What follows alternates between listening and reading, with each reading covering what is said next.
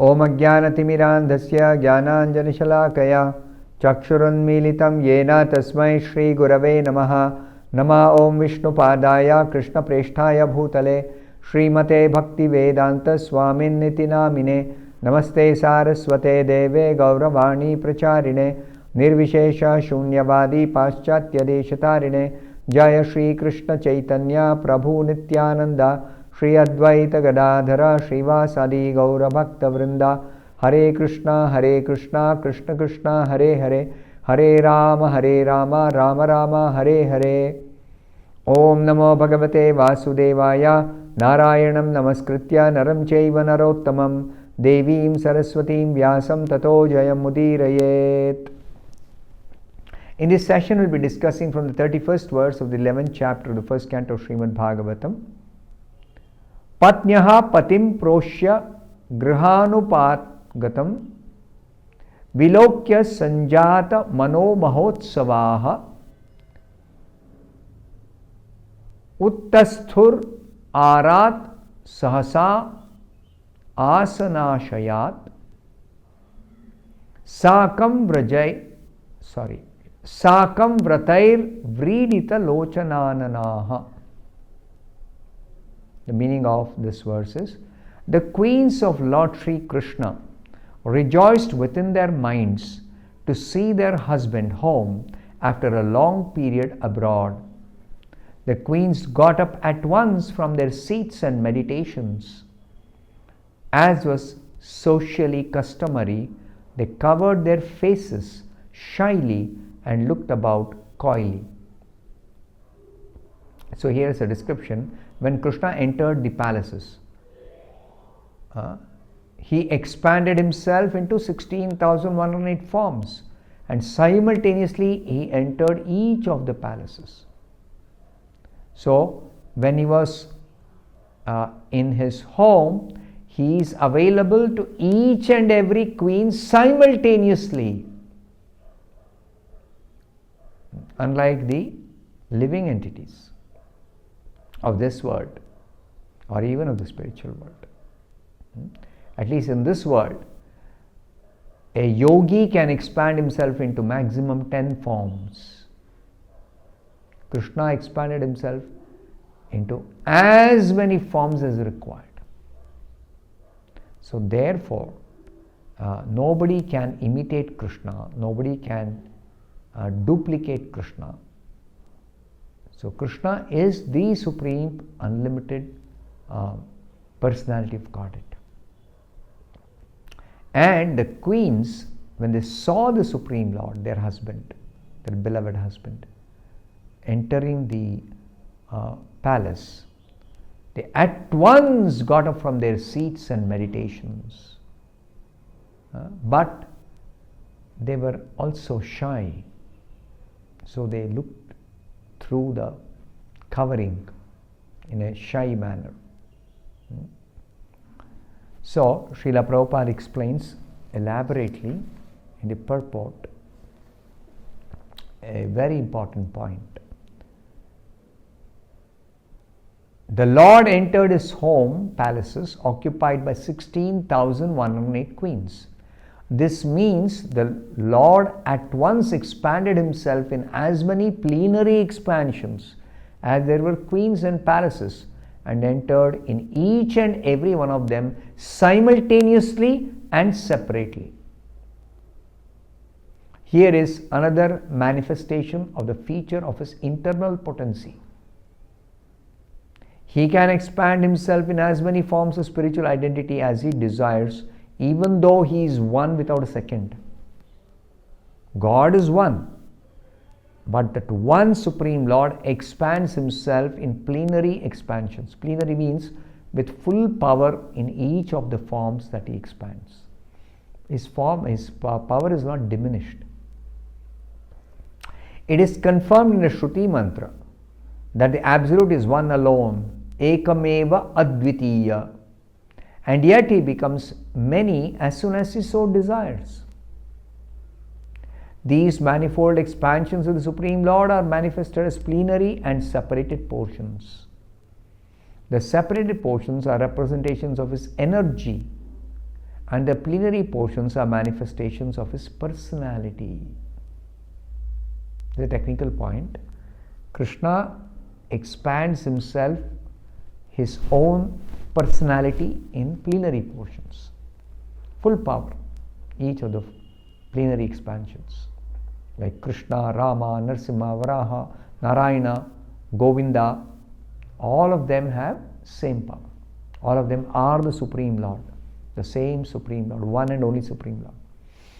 Whereas he has got energies, and the expansions of the energies are called separated expansions. They are not plenary expansions. That means there is gradation of power in each of the expansions of the energy. As much as is required for the purpose of the expansion of the energy, only that much power will be present in the expanded portion, separated expansion. Thus, the personality of Godhead manifested himself in 16,108 plenary expansions and simultaneously entered into each and every one of the palaces of the queens. This is called Vaibhava, or the transcendental potency of the Lord. This is a technical word, Vaibhava. It means this is the spiritual potency or transcendental potency of the Lord. Because he can do so, he is known as Yogeshwara. In the 11th chapter it is described Krishna as Yogeshwara. 18th chapter, Yatra Yogeshwara Krishno Yatra Partho Dhanurdharaha Tatra Shri Vijayo Bhutir Dhruvanitir Matir Mama. So Krishna is Yogeshwara. He's got unlimited siddhis. Unlimited siddhis. Ordinarily, a yogi or mystic living being is able to expand himself at the most to 10-fold expansions of his body. At most 10 expansions. But the Lord can do so to the extent of as many thousands or infinitely as he likes. Unbelievers become astonished to learn that Lord Krishna married more than 16,000 queens, because they think of Lord Krishna as one of them and measure the potency of the Lord by their own limited potency. Never make this mistake. Don't think Krishna is like another ordinary living being. No. He is the Supreme Lord, infinitely powerful, infinitely expanded. One should therefore know that the Lord is never on the level of the living beings, and these living beings are but expansions of his marginal potency. Krishna has got one potency called Tatastha Shakti, marginal potency, and living beings are expansions of this Tatastha Shakti. One should also never equalize the potent and the potency. Krishna is the potent, the possessor of the potency, and the potency is the energy of Krishna, the potency of Krishna, energy of Krishna. So don't equalize the possessor of the potency, all the potencies, Krishna, one Supreme Lord, with the potency itself. Don't equalize. As far as the quality is concerned, there is not much difference between the quality of the potent and the potency. Both are spiritual. The queens were also expansions of his internal potency. Internal potency, the queens. And thus, the potent and the potencies are perpetually exchanging transcendental pleasures known as the pastimes of the Lord. Krishna Leela, Ram Leela, Narasimha Leela, Varaha Leela. That is the term used, Leela, only for the Lord. His transcendental pastimes, exchange between the potency and the potent. One should not therefore become astonished to learn that the Lord married so many wives. On the contrary, one should affirm that even the Lord marries 16,000 million wives, he is not completely manifesting his unlimited and inexhaustible potency. Because he is unlimited, that's a fact. He married only 16,000 wives and entered in each and every one of them in different palaces, just to impress in the history of the human beings on the surface of the earth that the Lord is never equal to or less than any human being, however powerful a human being might be. No one therefore is either equal to or greater than the Lord. The Lord is always great in all respects. God is great is eternal truth.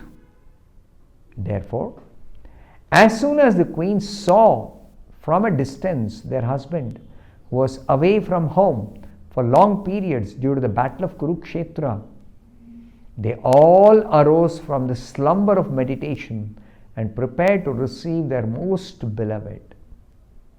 See, even when Krishna is away from the palace, the queens are engaged in meditating on Krishna constantly. They cannot forget even for a fraction of a moment. And they are so attached. They are so pleased to always think of him. Krishna says that in the Bhagavatam. Man mana, always think of me.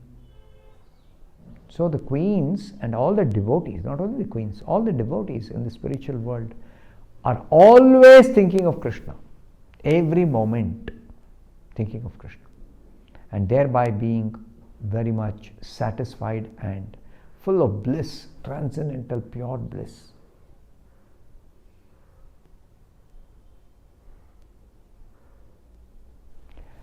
According to Yajnavalkya's religious injunctions, a woman whose husband is away from home should not take part in any social functions, should not decorate her body, should not laugh, and should not go to any relative's house in any circumstance. This is a Vedic culture, scriptural directions also. This is the vow of the ladies whose husbands are away from home. At the same time, it is also enjoined that a wife should never present herself before the husband in an unclean state. She must decorate herself with ornaments and good dress, and should always be present before the husband in a happy and joyous mood. So what about the queens of Dwarka? It is explained, the queens of Lord Krishna were all in meditation, thinking of the Lord's absence, and were always meditating upon him. The Lord's devotees cannot live even for one moment without meditating on the Lord. And what to speak of the queens, who are all goddesses of fortune, incarnated as queens in the pastimes of the Lord at Dwarka, are all Lakshmi. They can never be separated from the Lord, either by presence or by trance. When Krishna is personally present, they are with Krishna. And when Krishna is away, physically away, then they are always with Lord by meditation, completely absorbed in thinking of him only. Now similarly, the gopis at Vrindavan could not forget the Lord when the Lord was away in the forest cowherding. When the Lord boy Krishna was absent from the village, the gopis at home used to worry about his traversing the rough ground with his soft lotus feet. By thinking thus, they were sometimes overwhelmed in trance and mortified in the heart. They feel for Krishna within their heart every moment when he is away from home, from the village. Such is the condition of the pure associates of the Lord. They are always in trance. And so, the queens also were in trance during the absence of the Lord from Dwarka. Presently, having seen the Lord from a distance, they at once gave up all their engagements, including the vows as women described above. So, they actually were overwhelmed with ecstasy upon seeing the Lord. And they expressed that in different ways that we described in the next verse. I'll stop here. Thank you very much. Hare Krishna.